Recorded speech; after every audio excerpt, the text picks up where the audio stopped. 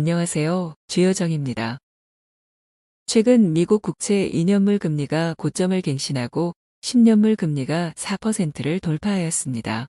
이는 미국 연방준비제도의 최종 기준금리가 상향될 우려 때문에 이 심리가 단기 2년물 금리에 반영되었기 때문입니다. 이는 10년물 금리에도 영향을 미쳤고 기대 인플레이션의 속성을 가지고 있는 10년물 금리 특성상 현재의 연준의 통화 정책이 인플레이션을 잡는데 효과적이지 못했다는 것을 뜻합니다. 또한 최근 TLT와 TMF 같은 채권 ETF를 매수한 투자자들의 단기적인 손해가 지속되고 있습니다. 사실 이 TMF의 인기는 올해 초에 들어서 여러 자산운용사나 유튜버들을 통해 갑작스럽게 확산된 것으로 보입니다. 국채 금리가 고점을 찍고 내려오고 있었고 1월 당시에는 미국 기준금리를 연 상반기에 동결 내지는 인하할 것이라는 기대가 있었기 때문입니다.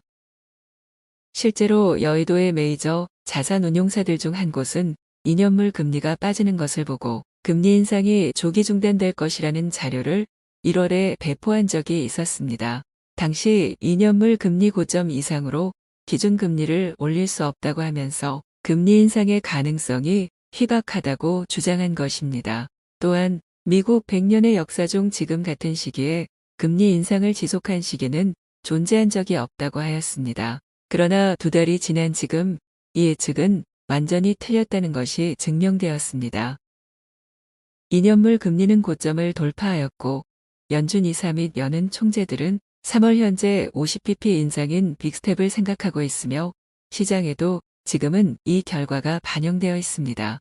또한 시장은 2023년 내에 금리가 인하될 가능성을 0.67%로 생각하고 있습니다. 다시 말해 올해 내내 금리가 높게 유지되거나 계속 오를 가능성이 99% 이상이라는 것입니다. 왜 자산운용사 및 경제 유튜버들이 예측하는 바는 이렇게 중요한 상황에서 항상 틀리는 것일까요? 사실 이런 금리와 관련된 내러티브는 아주 오래전부터 종종 있어 왔습니다. 예를 들면 2020년에는 10년물 금리의 채널이 돌파되어 시장이 새로운 국면을 맞이할 것이라는 예측이 있었습니다. 중요한 것은 이런 전문가들의 내러티브를 무조건적으로 믿는 것보다 충분한 근거가 있는지 먼저 스스로 판단해 보는 것입니다. 건전하고 현명한 투자를 하기 위해서는 설득력이 약한 정보들을 피해야 합니다. 경제 전문가들이 주장하는 근거를 직접 찾아보고 데이터가 편향되지는 않았는지 논리적으로 판별할 수 있어야 합니다. 또한 해당 주장이 시의적절한지 시장 컨센서스에 반하는 의견인지 판단해야 할 것입니다.